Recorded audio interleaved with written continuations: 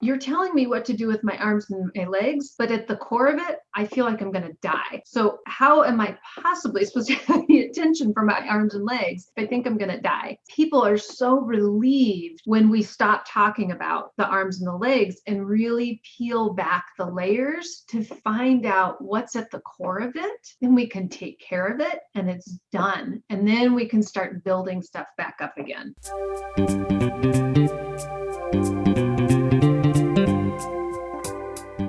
Hi, and welcome to the Innovative Mindset Podcast. I'm your host, Isolde Trachtenberg. On the show, you get my conversations with peak-performing thought leaders, creatives, and entrepreneurs.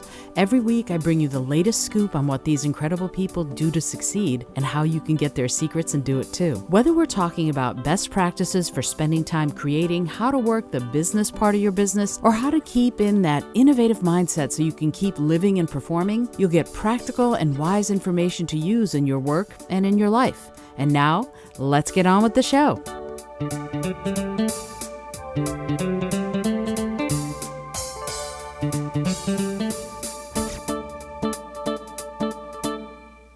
Hey there, and welcome to the Innovative Mindset Podcast. My name is Isolde Trachtenberg, and I'm your host, and I am thrilled that you're here. I'm also thrilled to welcome this week's guest.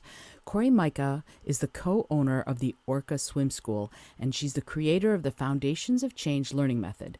For over 20 years, Cori has been taking adult non-swimmers, I love that, from fearful beginning to realizing their wildest dreams. Her unique teaching is so highly regarded because it's based on training and healing the mind so you can learn physical steps, taking swimming beyond the pool and into your life. Based in Seattle, Washington, Cori has been training students and teachers locally and across the USA, as well as in the United Kingdom and Singapore. Cori, I'm so thrilled that you're here. Welcome. Thank you. I'm thrilled to be here too. There's so much to unpack in just what it is that you're doing. You teach adults to swim, but it seems like there's a lot more to it. What is it that you're actually teaching your students? Yes. That is such a great question because that's one of the first conversations we have with our students of what is it that we're really doing here? Well, it looks like we are teaching people what to do with their arms and their legs, but we're really teaching them what to do is to have trust with themselves and to really understand how to connect their thinking part of themselves and their bodies. Right, to really bring those two things together so they can really build this trust with themselves so they can figure out, it's the idea of teaching them how to fish instead of giving them fish. They can figure out from themselves how to do the next step, how to make stuff up, how to get their safety from themselves instead of external things. Oh, I love what you just said, how to get their safety from themselves instead of external things. So if someone who's afraid of the water, I'm going to use my mom as an example. She's lifelong fear of swimming. And for her, it's a fear of the water going into her ears. That seems to be the thing that she's most afraid of. How do you help a student overcome a very specific fear like that of just being in the water? Yeah. So, I mean, it's understanding where they are right now. And so it's kind of unpacking and seeing what are all the beliefs and the questions that need to be answered. And then it's also understanding. So in terms of your mom, I mean, with that example of your water in your ears, there is something that she's concerned about there. You know, she may have heard something or she has a belief about what that's like or how it's a problem. So something like that can oftentimes be helped by simple information. But then there's also understanding the emotion that is going to come with this physical sensation, right? When somebody puts their ears in the water, there's going to be a physical sensation to that. And we want to know what our emotional response is going to be to that and how do I deal with that emotional response. In the beginning, right, it may be your fight or flight is triggered for it, you're acting as if there's a danger, Mm-hmm. that there's something very dangerous about it. And knowing how that system operates, so you can be in the presence of feeling, am I really in danger? Or is my brain just feeding me that I'm in danger? And to start to bring that to light, so we can come back to a calm, neutral place that can just identify, oh, this is the sensation of my ear in the water. Fascinating. So when you do that, when you help your students, as you said, come back to that calm place, what are some ways that a person might achieve that calm space when they're afraid, when they're already afraid, when they're already having that fight or flight? What would be the first thing that you'd say to someone who's in the middle of that fight or flight, that parasympathetic nervous system needing to come into play, Mm-hmm. when the sympathetic nervous system is the thing that holds sway right now? What would you say to someone to go, okay, let's chill out? What's the first step there? Yeah, well, I mean, the big thing there is we're not going to let them go that far down the road Aha. to Okay. begin with, right? We are going to start this conversation in a place where they cognitively know that they're safe, Mm-hmm. right? So that's why all of our lessons start with conversations Mm. outside of the water, online, or on the pool deck, depending on the scenario. But we're really starting with the conversation there, so that we can unpack the concepts at first, so they have a new perspective.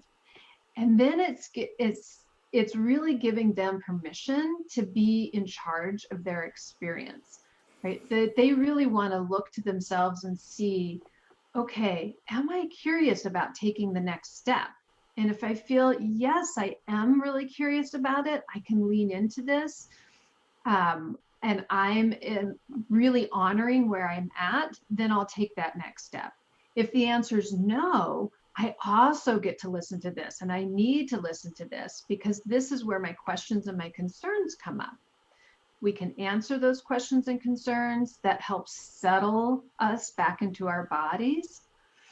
And then that's the other key piece is fear, and panic is usually it's about the future or the past. It Mm. doesn't usually exist in the present. And so for people to key into, oh, what I'm concerned about is in the future, there's going to be a problem with my ears, let's say. But right now, let me understand and get the information. There actually is no problem with my ears right now. And I get to choose the pace that I go, and I get to choose what feels safe, what I can continue to connect into the present physical moment. I love that there's such a deep psychology around what you're doing, and also that you help your students with a sense of agency, that they have choices. And Yes. I love that. And I'm wondering, how did you start this? What made you decide, you know what, I'm going to look at agency and the psychology of self confidence and self determination through swimming? How did you come to that point? Well, so I've been teaching swimming forever. I mean, almost literally, like my mom has a story of, I think when I was 6 years old, and we were on a houseboat, and my aunt didn't want to get into the water, and I said, "It's okay, Aunt Mavis, I'll teach you how to swim." I love it. But so I've really been doing this a long time, and so I'm pretty good at it, right? I understand how to break the strokes down. I understand how the water works. Like, I get all these physical components. Mm-hmm. And I could get an adult to swim across the pool. They were doing the thing. And we'd get to the other side, and I'd say, "Well, how was it?" And they'd say, "I have no idea." Hmm. And I thought, what the heck? I am doing something wrong here. They're doing everything that I'm telling them to do. They're doing all of the actions, but yet they still are not connected to it. They don't feel like a swimmer. They don't feel safe somehow, even though they can do the thing. And so that's where I really started getting that question of, what is the missing link here? And I really, inquired about that. What is really missing? And it's really finding out, oh, it's this mind body connection. They're missing understanding their beliefs and understanding how to take care of that mental piece of it. And so that really brought in the inquiry there of, if I really truly want to teach people to swim, or truly want to teach people to feel free in the water the way I do, I have to have that piece of the equation in there. It's not just moving your arms and legs. Oh, absolutely. And in fact, to keep coming back to my mom, hopefully she won't be too upset that I'm using her as such an example. It's so fascinating how much the mind, the brain has sway here. Because, for example, teaching her how to swim, she could not separate the her feet moving at the same speed as her arms. So either she dog paddled and her feet moved quickly, or she tried to do a stroke slowly and then her feet would also stroke slowly, and then suddenly she was below the surface of the water because she just couldn't hold herself aloft that way. So I'm wondering, when you're working through this and you're teaching someone who's an adult, they have to go through all of these changes. They have to accept that their mind, that their brain is the most powerful part of all of this.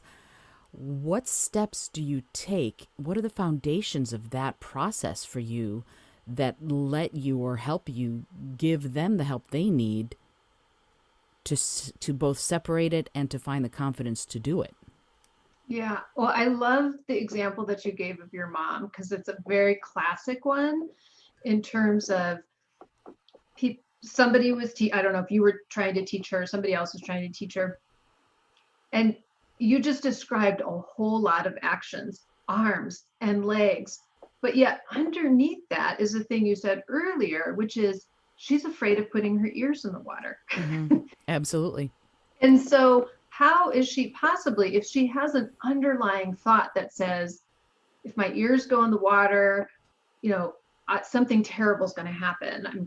Water's going to go to my brain and it's going to be infected, or, I don't know exactly what it is for her, but she has some thought about that. Mm-hmm. And so she's holding on to that while trying to do these things with her arms and legs.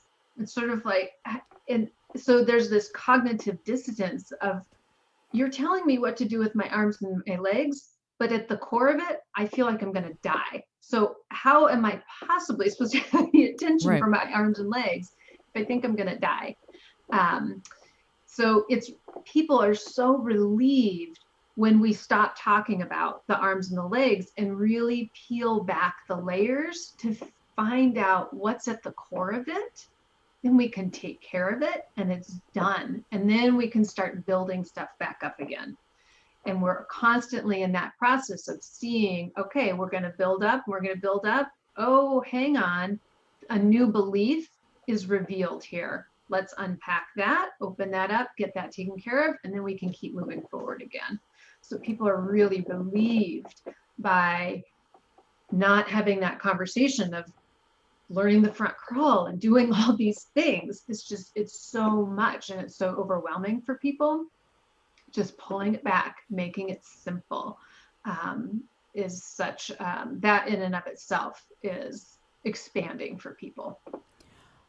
Oh, that's great. This idea of peeling back the onion, if Mm. as as it were, and yet it sounds to me like you're taking the steps and making them normalized. Like we don't try to jump into the 10-foot deep water. We go slowly, we go step by step, and then we look at if something comes up, I guess, as resistance or fear, then you Mm-hmm. look at it. Now I read that you believe fear is normal. I'd love to know what makes it normal for you, and what are some steps that you might encourage a student to work through the fear. Yeah. So, I mean, fear is normal, like any other emotion, right? Ones that we describe as positive or negative. It's part of the spectrum of feelings that makes up the human experience. Mm-hmm. And there are times when fear is very useful. Right. I have a fear that if I stick my hand in the fire, that something bad's going to happen. So I don't stick my hand in the fire. Right. Yes, fair So enough. it's really good. Or when my toddler is, we're going out down to the street, I have a fear they're going to get hit by a car. So I pay more attention to my toddler when we go out onto the street than if than I were playing in the backyard that's all fenced in or something. Right. It's a useful emotion for us to be on the lookout for things. Hmm. Where it's not useful is when it goes into this hyperdrive and it's just in a habit place. I have the habit of feeling fear of being in the water, even though nothing bad or nothing unsafe is actually happening right now. I'm too far ahead. So we use the fear to say, okay, like you said, we're not going to start with jumping into the 10 feet of water. That would be terrifying. And if you don't know how to bring yourself back to calm, it really wouldn't be a good idea to start out with jumping into 10 feet of water. For sure. So it's a good tool in that way. Okay, that's too much. No judgment around it. It's not a big deal. It's totally fine. It's not time yet to jump into the 10 feet of water.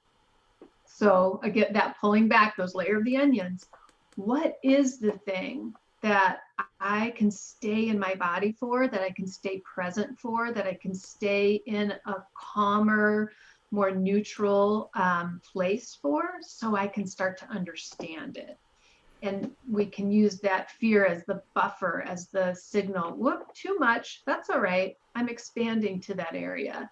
Come into the areas that I do feel the feeling that I want to have, which is for most people comfort and fun and curiosity. Interesting.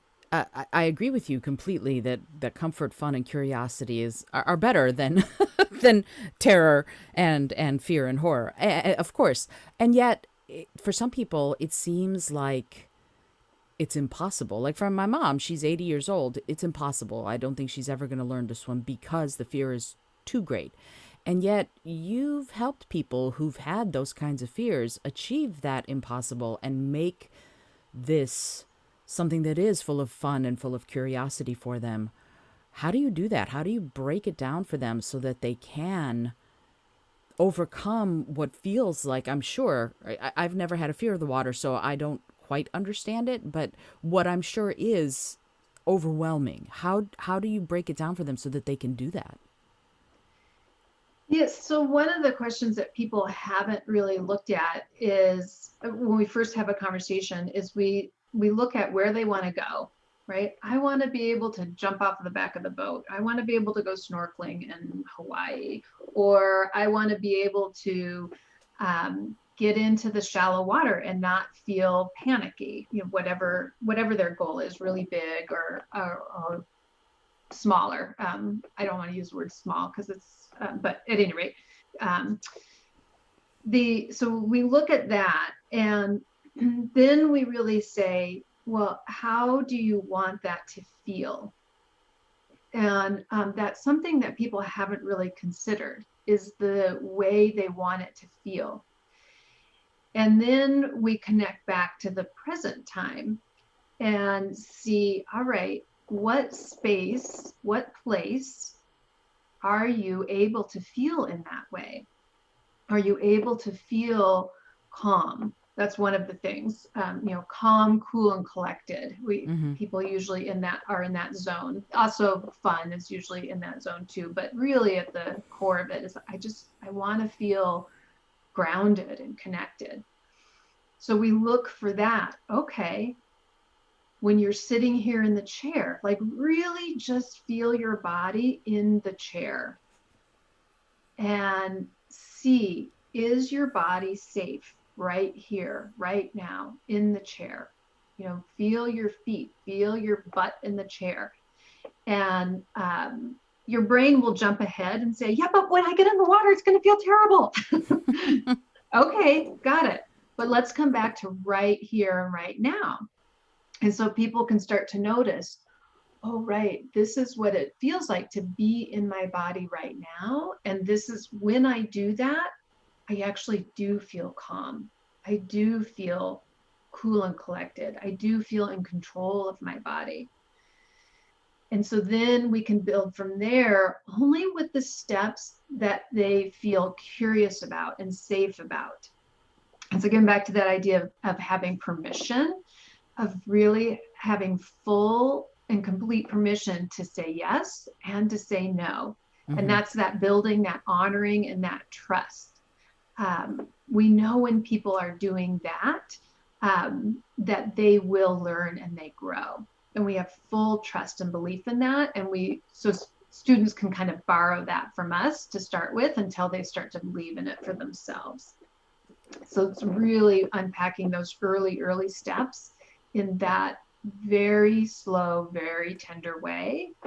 And that's where they start to build their own autonomy around that. But we just cannot, we have to take them out of this this view of what learning to swim is, which is doing all these things that I'm not going to like to do.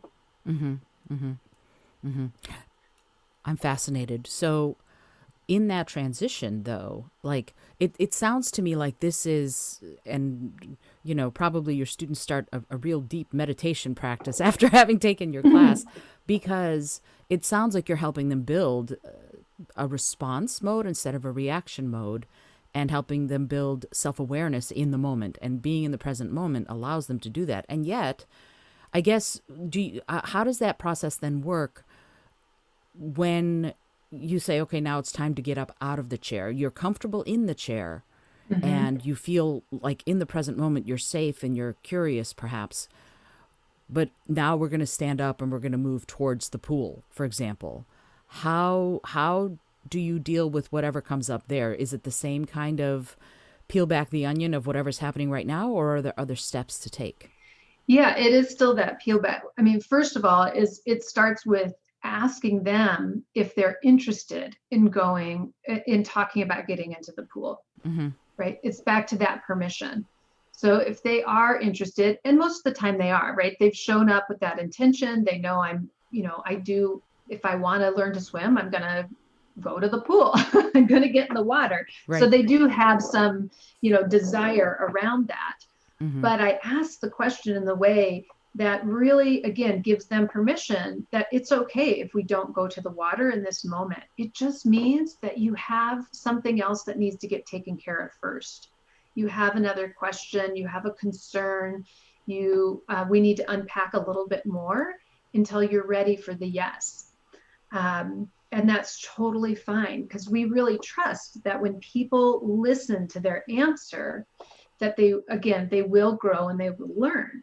And so I'm very unattached to what their answer is. If it's a yes, let's get in, or no, I'm not ready to get in. I'm there to just meet them exactly where they are. And then we do things too, of course, to introduce the pool, that we take the time to show them, here's where the shallow end is, here's where the deep end is.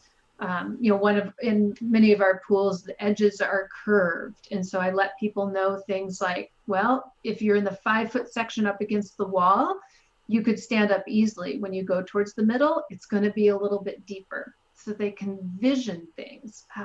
All of these, when you get into the water, or any space, but in the water in particular, there's lots and lots of sensations that happen on your body. And usually in traditional swim lessons, nobody pays attention to them. They just move on to doing a bunch of things. But we actually spend some time noticing those things and feeling those things, because the body takes in that information and is reacting to that, whether or not we pay attention to it. So Mm-hmm. we take the time to pay attention to it, to normalize it, to see it as, oh, this is just how the slope of the pool works. And now you get to choose, do I want to be in the 2.5 feet, or do I want to be in the 5 feet? Or, because where do I feel better in? Where do I feel more in control? Where can I stay in feeling sensations versus going to this fight or flight danger mode. So we really take the time to explore each of these things, asking permission every step of the way, so the student really feels in charge and is really listening to themselves. It's so interesting to me that comfort seems to be so primary to what you do, that each step of the way, the student is learning to be comfortable, or at least accepting that they could be, that they might be. And I'm also fascinated. I actually have thought this myself about how differently you move in the water versus in the air. There's just so much more resistance.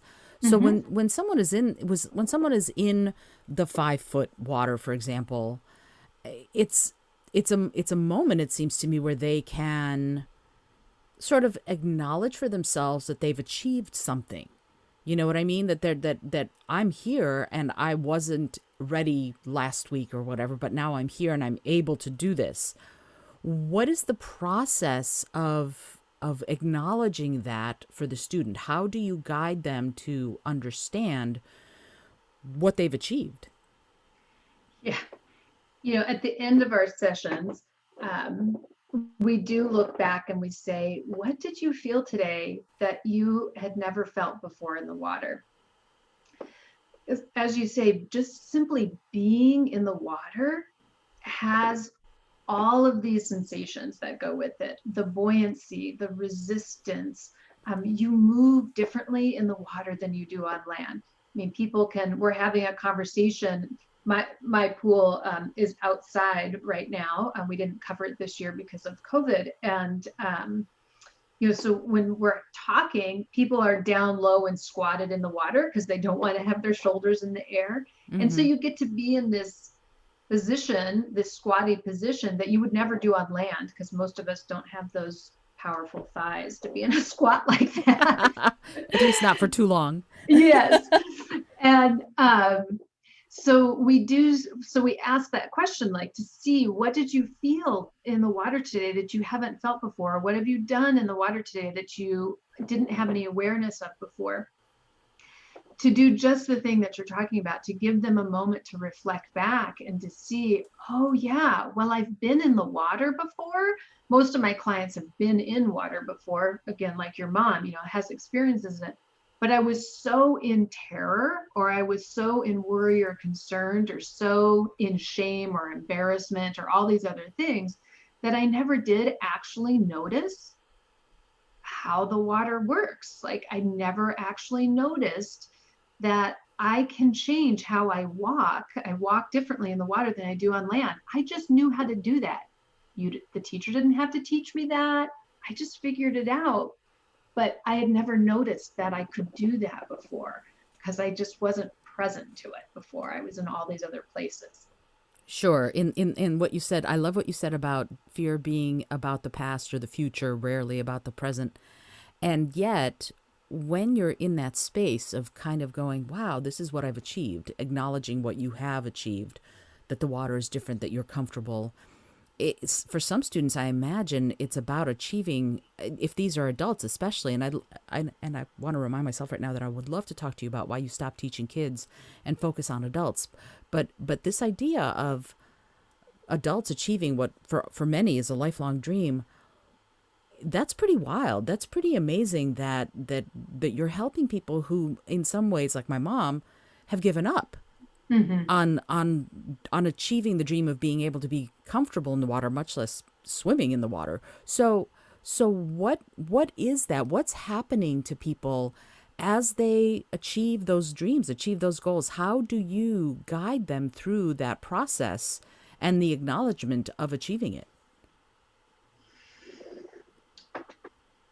Well,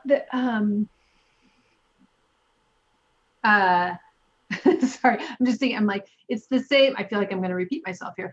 This very step-by-step process, and very acknowledging process, and not shaming process, and allowing them really to be who they are, knowing that how they show up, is totally perfect. And, our students, although they wouldn't describe themselves like this, I'm sure, because they're just regular humans. But I really see them as the most amazing people ever, because they don't have to they don't have to come out and learn how to do this, right? You could spend your whole life just saying, yeah, it's not for me. But these are people who say, no, I know I am capable. I mean, I have a lot of what you'd call type A people and very highly successful people. And Mm-hmm. it's kind of gnaws at them like, why can't I do this thing that looks so simple? And they don't just ignore that. They say, yeah, I'm gonna do something with this. I know it's possible. Deep inside of them, they know it's possible. And that's part of what we connect to with them as well. That they don't feel like a swimmer, but they know somewhere, and it's pretty hidden oftentimes. There's got to be a swimmer in here somewhere, because there's nothing actually wrong with me as a human being, but it really seems like there is, because I can't get this thing. So just that, using that inquisitive place and tapping into that very hidden, very quiet belief of themselves of being capable, even though they've spent maybe 80 years building evidence that they're not capable. Yeah, and I keep coming back to my mom. It's for her. She did eventually swim, but she never lost her fear of the water, and I think in part it's because she went, okay, I took my swim class, I swam from one end of the pool to the other, and I'm done. You know, it feels to me like something like that, something either the fear or the practice needs to be practiced. I don't know if every day, but at least you need to stay consistent. What do your students do after they're done with your session? Do most of them sort of go, okay, I did it, I'm done? Or have you found that they make this goal something that they keep practicing on and are mindful of much more often in the future? Yeah, it's really easy to get caught back up, because our world really tells us to take care of surface things. It's kind of like when we're recording this, it's in the holiday season, um, and every the competition of who's got the best house decorations. Ah, That, yes. as if that means that everything in your house is perfect and okay, right? That outward look of quote, keeping up with the Joneses, right? We Right. get a lot of messages in the world that are around that. And so, like your mom has of this, oh, I swam across, I did the thing, that would be the keeping up with the Joneses. I can tick that off the list. I never, thank goodness, ever have to do that again. uh, so, I mean, there certainly are percentage of students that come through, and they're everybody, 100% of students, they're amazed. They cannot believe what they are able to accomplish. They can't believe, they're just delighted with how it feels, that it feels in a way that they never imagined themselves being able to achieve. Mm-hmm. And and sometimes they do dry out. They don't really make a good plan for themselves to fit it into their lives. Mm-hmm. And then they come back a year or two later and they're like, oh yeah, now it's time for me to go on that vacation, and I realized I didn't stay in the practice of how to achieve that feeling. And their brain starts going over into just trying to make it look pretty on the outside. So they recognize, hang on, I forgot to practice it. And it's not practicing looking pretty, but practicing the deeper work. And so they come back to it. Um, and then we have other students who are like, no, I want to practice not so much the swimming, but practice um, the mindfulness, the Mm-hmm. practicing the system of how we learn, and really expanding themselves in that way. And they're using the tool of the swimming to practice that piece of it, that practice. How do I be in charge of what I feel? How do I understand what my thoughts and beliefs are? Yeah, that idea, I keep coming back to the thing that sticks in my head is agency, feeling self confident and in control of your own destiny. And it's interesting. in doing the research to have this conversation with you, Cori, I started thinking about when I got my scuba sea card. And my dive master, who was a former Navy SEAL, told us he had all of these different criteria that we had to match. We had to swim a length of an Olympic sized pool on one breath underwater. We had to swim for a mile, and we had to be able to tread water for 25 minutes. And he said that we couldn't be claustrophobic. And there were all of these things that we had to prove we could do before he'd even let us learn.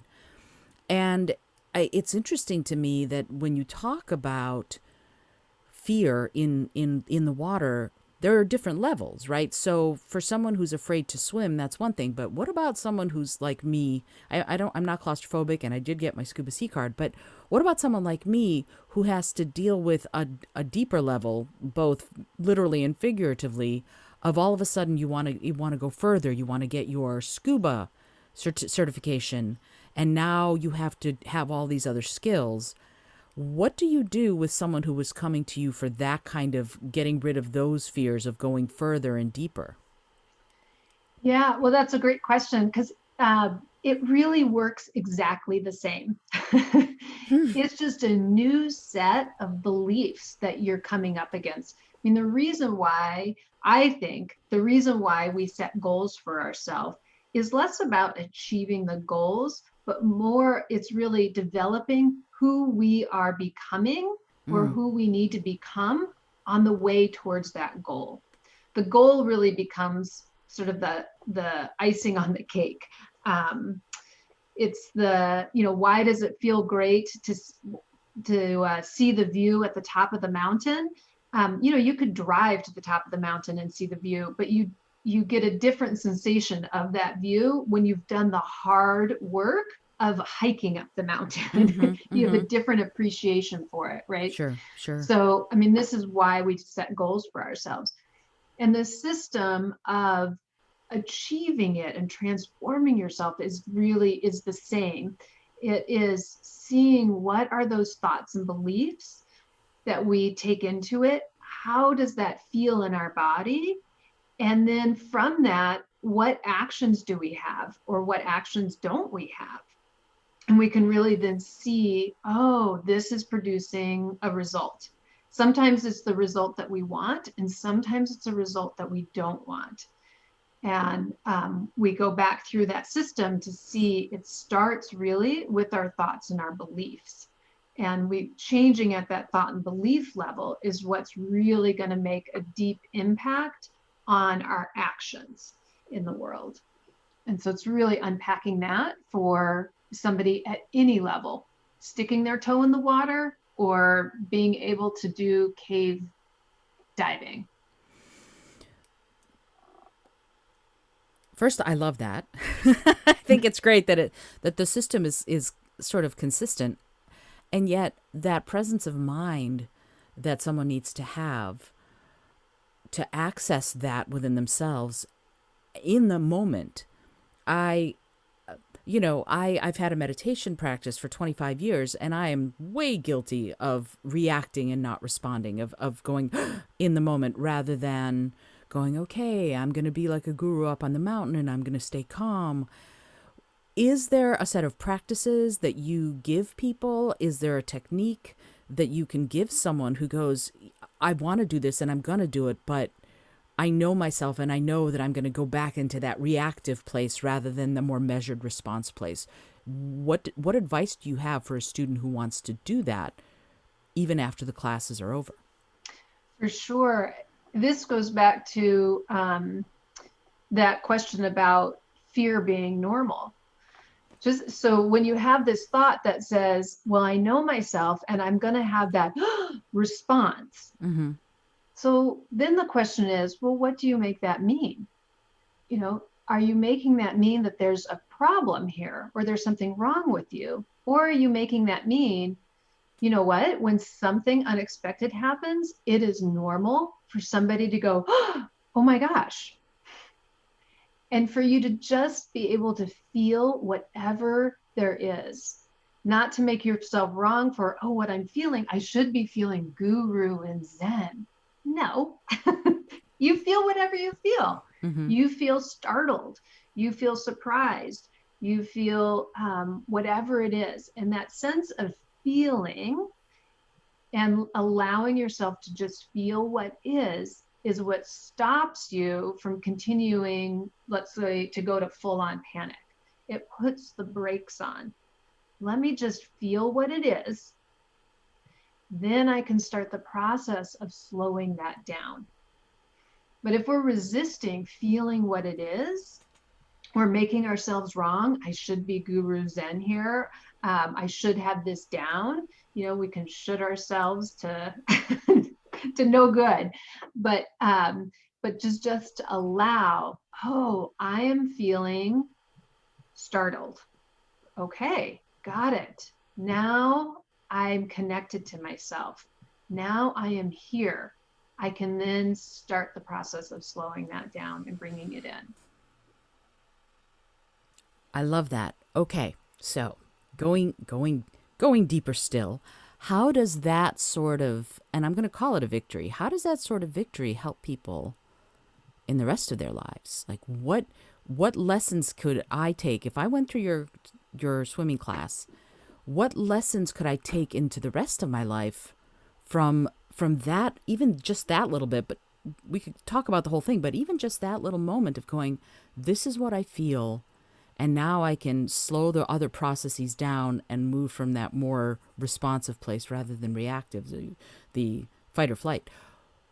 How would I use that? How could I use that into my life at work, my life with my family, my life in my relationships? What are your thoughts on that?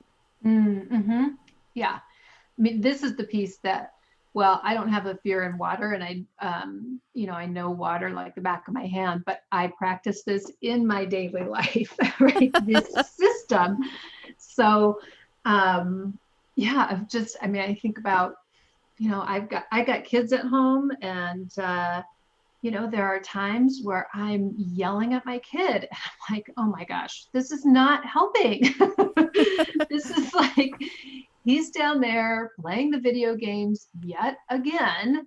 And I just like want to scream and go crazy. And then one path could say, oh, you're such a terrible mom, or, this isn't the right thing to be doing. And I can be shaming myself and not having my own back. Or I can pause and say, oh, yeah, I'm feeling really angry, and just allowing myself to feel what I'm feeling.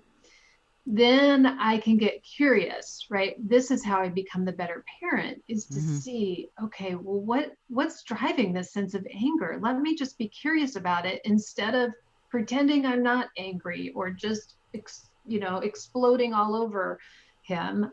Or I did explode all over him. I can't do anything about that now. That is done. But I can get curious about how I felt going into it, and that I didn't take the time to acknowledge that going into it. Um, this allows me that openness to really, like I say, get curious about it then, and not have judgment. Because when I have judgment about it, I'm not going to make any sort of change to it. There's no possibility that I would show up as a different kind of parent. Um, so that's one of the ways that I do it, use it in my life.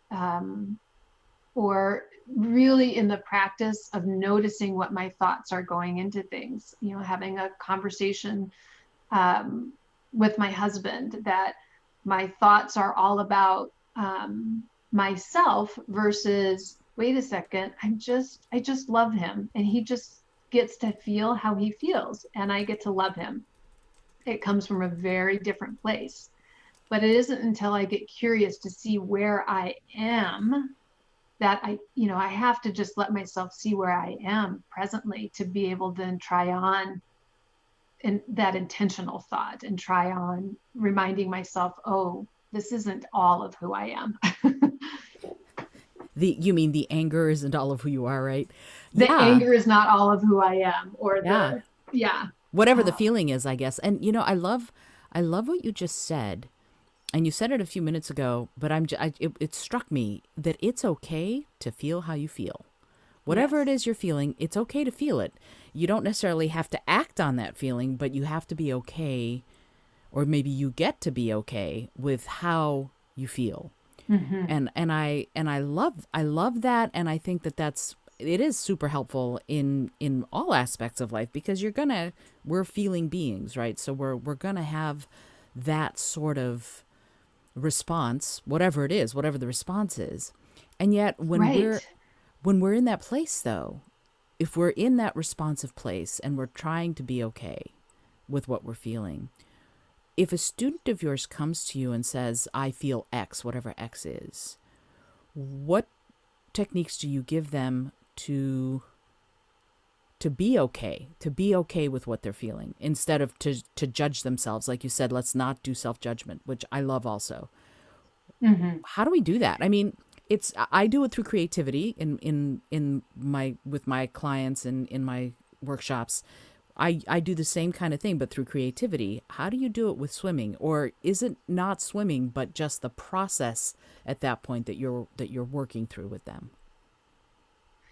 Yeah, well, it's really about getting curious. It's permission and curiosity, Okay. and that connecting to feel, because we are in this very tangible space. This is where I love using water to learn these lessons, because um, the cause and effect relationship is right there in front of us. Mm-hmm. And so it's really getting curious with them of what they actually feel in their body, the physiology, because these emotions show up in our body too, right? As tension or a fast heart rate, or a um, holding our shoulders up around our neck, or whatever it is. So to really connect it in that space, and when you connect to it in the physiology of your body Mm-hmm. and in the naming the emotions and just being curious about it,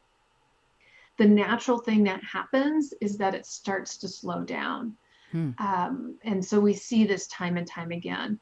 People are really worried that if I allow myself to feel, let's say, anxiety, that I'm going to be stuck in it forever. Mm-hmm. And it's going to be terrible, and it won't move through me, and I'll be lost in it forever. It'll be so horrible. But the truth is, it's the resistance to feeling something that keeps us stuck. Mm.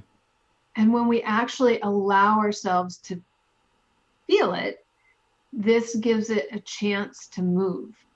And so, really giving people permission around that. Sometimes I talk about feelings that are on the other side of the spectrum, like joy, overwhelming joy or excitement. Most people, although some people do resist feeling those things on the positive side too, but generally speaking, we don't resist feeling joy because we're not worried that I'm going to feel joyful and I'm never going to stop feeling joyful. Oh, darn. Right? I mean, we're just like, yeah, let me experience the joy, because I'm going to experience it. I'm going to fill up on it. And then it's going to kind of heighten, and then it will come back down. And I'll go back to regular content or happy, or um, or searching for the next joyful moment or whatever it is. But we're not worried that we're going to be lost in it forever. Mm-hmm. And it's the emotions that are on the flip side of that spectrum actually work the same way. But it's that resistance to feeling it that really holds it in place, that locks it there. I have two. Right now, I'm at a fork in the road. I have two things I want to talk to you about, and I want to make sure that I talk to you about that too. So now I have three things. I want to know why you stopped teaching kids. I want to talk about what it is. How do I put this? So some of this might be people who have fear around water. Some of this people never got around to learning how to swim. What happens if someone has trauma around water? How do you approach it differently, or is it still the same process? It's really the same process. Um, and honestly, some people come that it's trauma around water, but for a lot of people, it's trauma around something else, Mm. because trauma is stored in our bodies. Mm-hmm. And And so when you put your body into a situation that might be, it's not even similar, but it just triggers the same patterns, Mm-hmm. that so other traumas can come forward. So we really do acknowledge that that can happen, that people's sense of their past traumas can come forward in this process. And just like everything in terms of allowing, that we're not asking people to come in and they have to rehash it or to ignore it, either one, but just it's a piece of allowing, of just feeling what you feel. I had a woman who was going along doing the lessons, she was progressing, things were going along, and she kind of hit a blocked place where she wasn't progressing as much. So we backed off a little bit and we slowed things up and really just paid attention to what she was feeling in her body. And she came up from under the water doing a float or whatever she was doing. And she said, all those people died. And I said, what? And Wow. she said, a memory came to her of when she was a child. Um, she was on a overloaded ferry boat. This was in another country, and she was looking out the window at another overloaded boat, and that other boat sank. Mm. And just the screams and this trauma. And she's like, she hadn't thought about this. It didn't occur to her that that moment that she had witnessed as this very young child a whole bunch of people dying. And so that came up just simply by feeling. And she happened to share it with me Mm-hmm. because she felt comfortable. She wanted to share it. And she then got to decide what to do with it, to process that and to feel it or not. We don't force anybody either direction. We really trust that what they are able and willing to feel in that moment is enough. And so I didn't like, we don't have to like go through and do a big unpacking of it, but just knowing, feeling whatever you feel, that's enough. We can change the subject, whenever she needed a break from it, and changing the subject, that's fine too.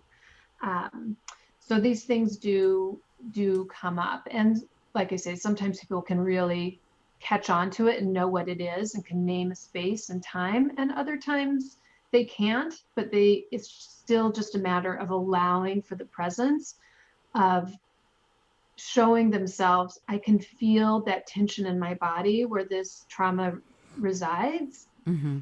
and I don't have to be wrong for it. I can just allow, and it passes through. And that's healing for people. Um, and they just take on bit by bit that they're ready for. And that's exactly the right way to go. I love, love, love that. What a beautiful way of looking at it. It's so interesting to me that it's such a present experience, like this woman who had this memory surface for her. You were right there, and yet you also teach people how to swim online. And I imagine right now, especially with COVID and everything, that a lot of people have had to do that, have had to take some of this online. How do you do that? How do you maintain that level of presence and consistency if someone is learning from you online? What's different? What's the same about that process for you? Yeah, so the online experience is, um, because we have gone through this so many times, we know the questions that people have. And we really break down the experience into even smaller steps for the online, Mm-hmm. because we aren't there one on one with somebody to walk them through the process. So they are, as one of my students who did the online class, I'm in Seattle and she's in Vancouver, BC. And she said, you know what? I feel like I learned more in the online process because I really had to learn to trust myself. She says, I feel like if I went and did it with a teacher, I would expect the teacher to do that work for me, or that it was about trusting the teacher. And she just really appreciated that the lessons were broken down into such small steps that it gave her that space of saying, yeah, you really need to go at the pace that you can trust yourself, and build that up along the way. And so people have, they have this same, or they have different kinds of results because of that process. So it's really knowing that people are, and acknowledging for people that you're taking on whole deep levels, many levels of learning. And then, of course, people fill out feedback forms and we answer their questions, and I can read between the lines and of what they say, and bring through and pull out what those deeper thoughts are that are going on, that are seem like helpful thoughts, but maybe really aren't. Mm. So we can talk about that and connect on that. And then of course we do face-to-face Zoom coaching as well as part of that online experience. So we are connected because we really do want to be connected with people, and feel that connection, and really give them the support and understanding and the space that they need. That's lovely. And I will get to the kids question, I promise, but I, because I do want to know. And yet something you just said that sort of sparked another question in me. You said you read between the lines. It sounds like you're highly intuitive as far as dealing in the moment with the people that are learning from you. Is that something that you have cultivated, or is that an innate skill that you have? And if so, how do you teach that innate skill to the people who perhaps work on your team? Yeah, I mean, I'm very well practiced at it, so I have cultivated it over all these years. I don't think it's necessarily an innate skill. I think it comes from the place of being curious Mm-hmm. and connecting with people. So Mm-hmm. that's where I mean, back to that original story of me being able to teach somebody to swim across the pool, and just having the presence to ask somebody how it is for them. It's that piece of connecting Mm-hmm. with the learner. It's not about me and my ego and my list of things to get done. It's about the other person. And so that's where I teach my staff, and teach our teachers, is about, we really have to go over and connect to the student and get curious and inquisitive and really listen to what they're saying, and hone in on what their beliefs are, about themselves and about the water, and who they are as a learner, and these sorts of things. So it's really, it's about that curiosity and desire to connect with other people. And I think, maybe a thing that's innate, I don't know. I mean, one of my core beliefs is that we are all perfect at our core being.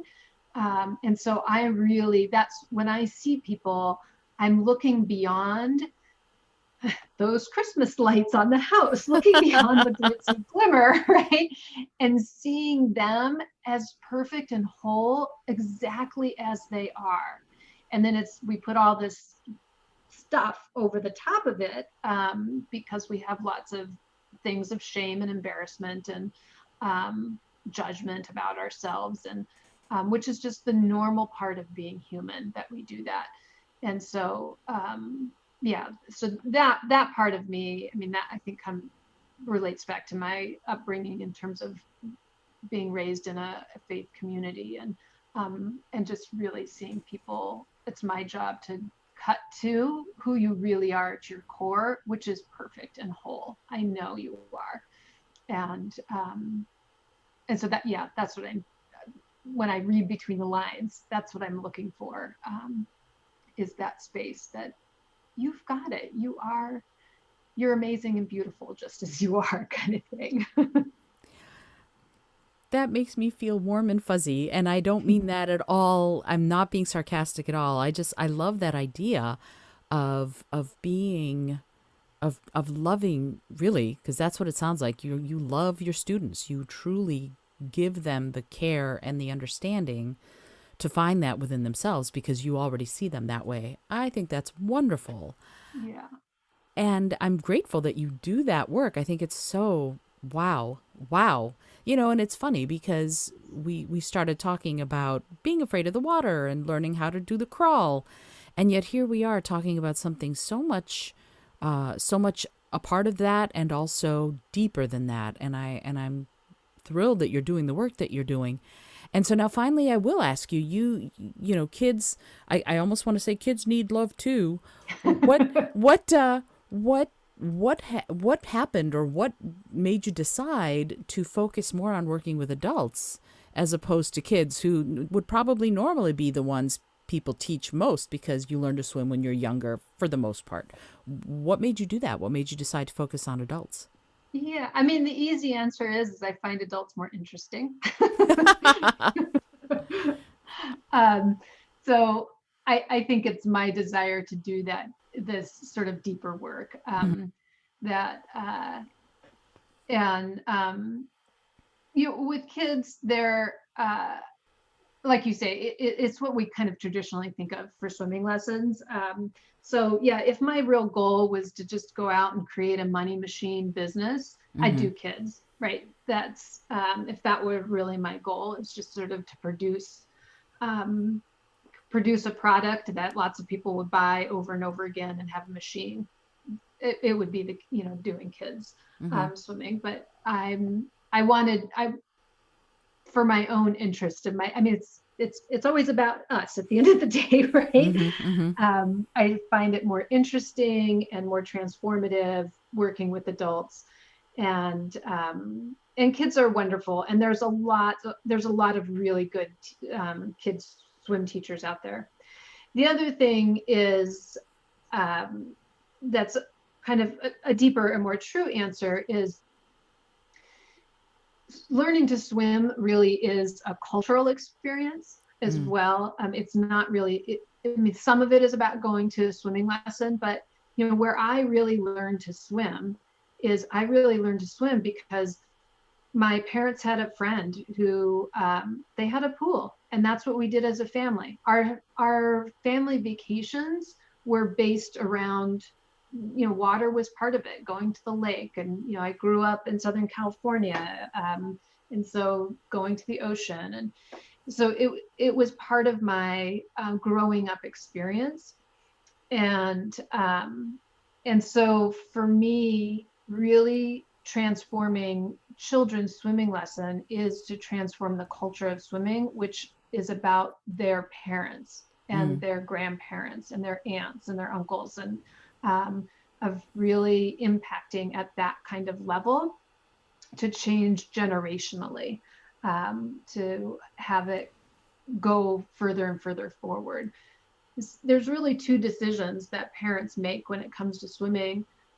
If you, as a parent, don't know how to swim, parents will either very lovingly make sure their children know how to swim and like put them, if they want to or not, in swimming lessons. Maybe that happened to you since your mom didn't know how to swim. She like fiercely made sure that you knew how to swim by sending you to No. swimming lessons. That's not what happened at all.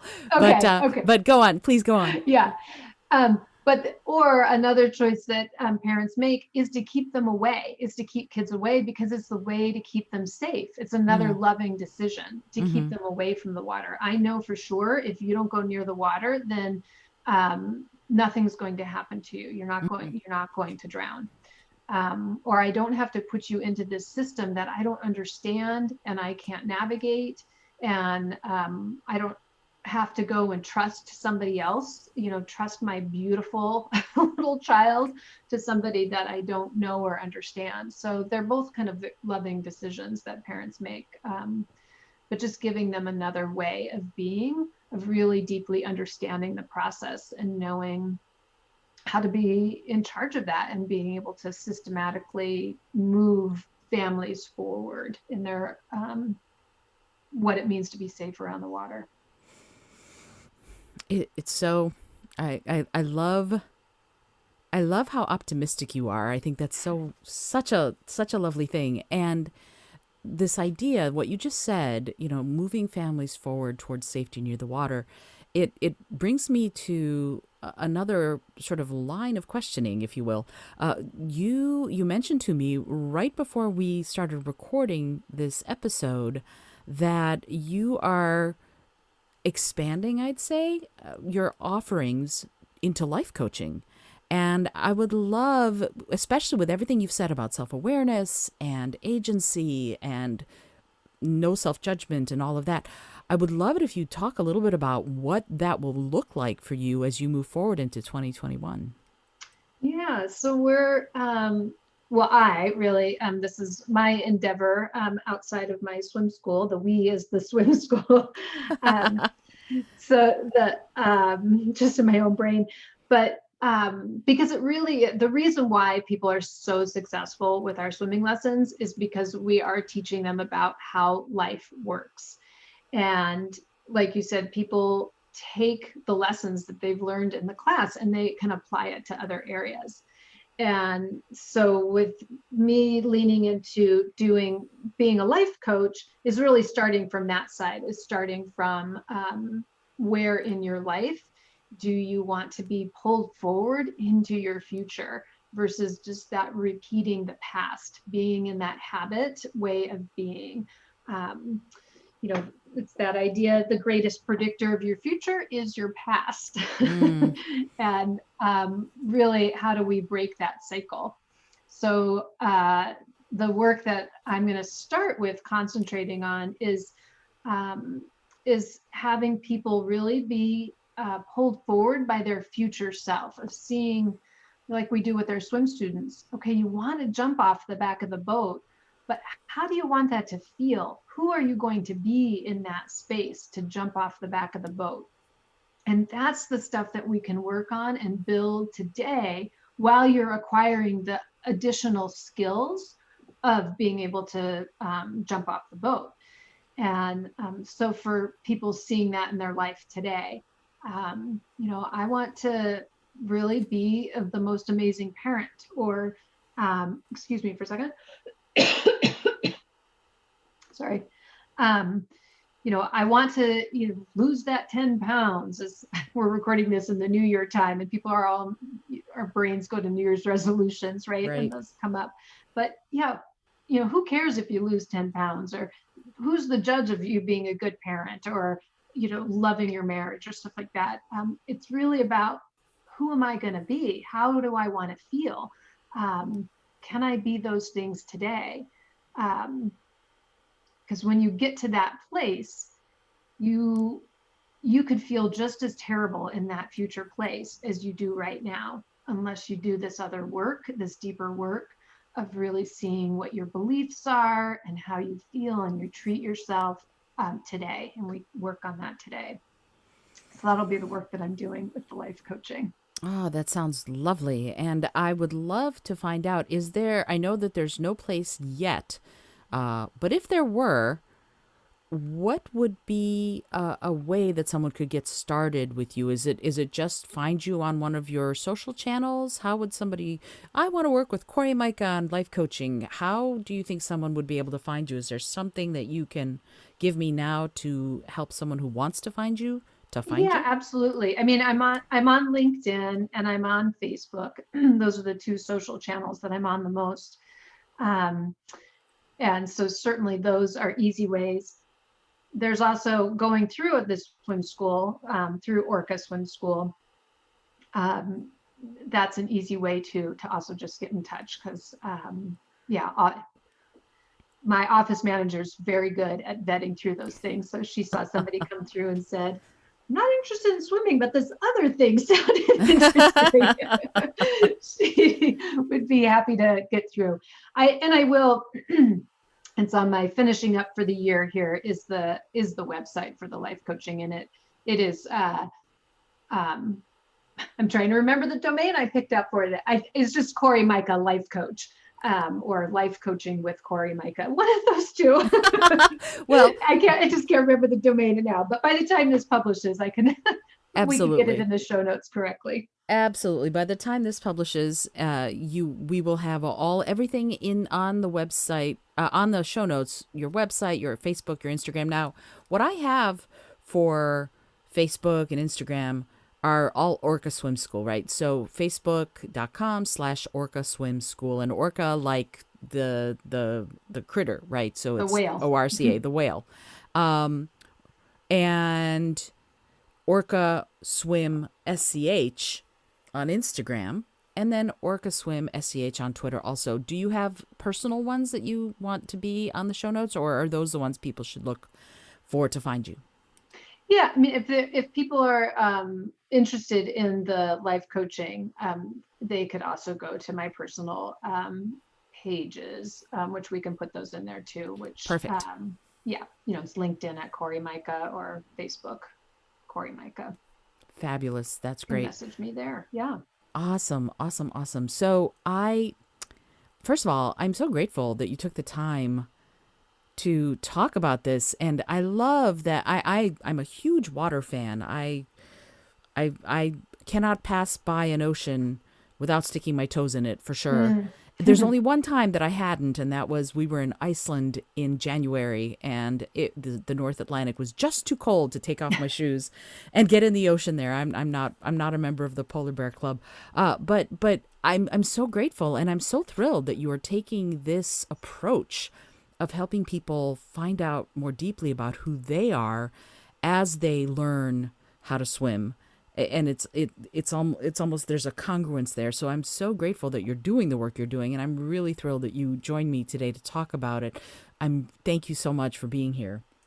Thank you for having me. And your story of not putting your toe in the water there is so perfect for our non-swimmers to know about. It doesn't mean anything about you being a swimmer or not. The fact that you said no to a particular swimming situation.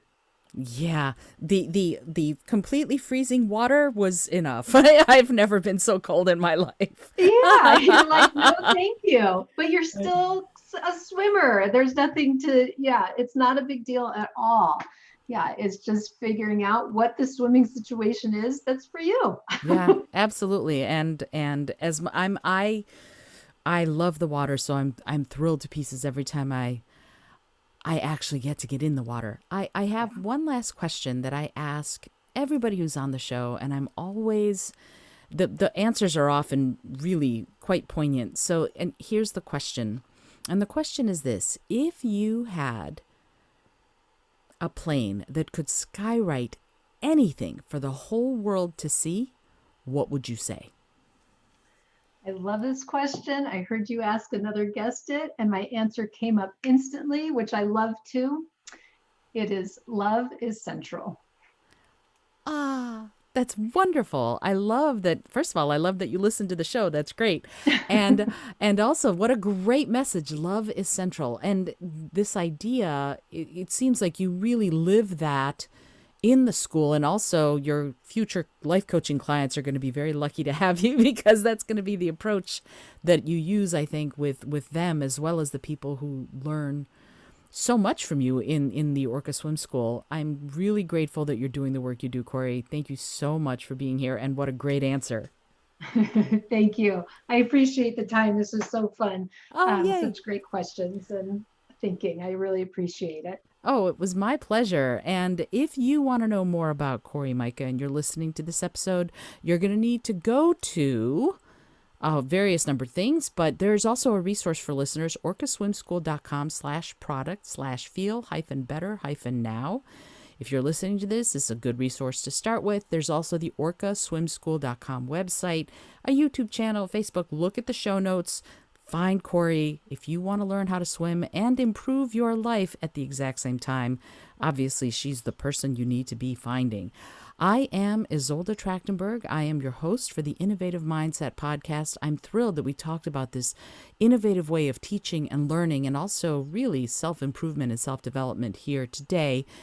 If you love the show, and even if you just like the show, I'd love it if you'd let me know. Drop a comment, leave a review, subscribe to the show so that you can keep learning about innovative ways of learning, thinking, and progressing in our lives. Until next time, I invite you to listen, learn, laugh, and love a whole lot.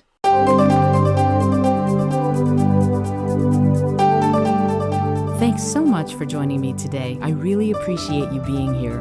Please subscribe to the podcast if you're new, and if you like what you're hearing, please review it and rate it and let other people know. And if you'd like to be a sponsor of the show, I'd love to meet you on patreon.com/innovative mindset. I also have lots of exclusive goodies to share just with the show's supporters there. Today's episode was produced by Isolde Trachtenberg and is copyright 2021. As always, please remember this is for educational and entertainment purposes only. Past performance does not guarantee future results, although we can always hope. Until next time, keep living in your innovative mindset.